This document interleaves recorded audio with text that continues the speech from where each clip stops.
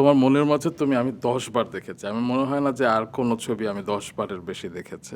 শুধু সাধারণ মানুষ নয়, অসাধারণ কিছু মানুষও দেখেছেন। আমাদের বর্তমান মাননীয় প্রধানমন্ত্রী শ্রদ্ধেয় তারেক রহমান, তিনিও নাকি দেখেছিলেন এবং তিনিও নাকি তোমাকে একটি চিঠি পাঠিয়েছিলেন। হ্যাঁ, এটা ওই বলো না কি সময়কার হয়েছিল? তখনকার ওই সময় এই ছবি এত সারা ফেলবে আমি আসলে কখনোই কল্পনা করতে পারিনি। আম তারপর আমি বুঝিনি তো একটা চিঠি এলো।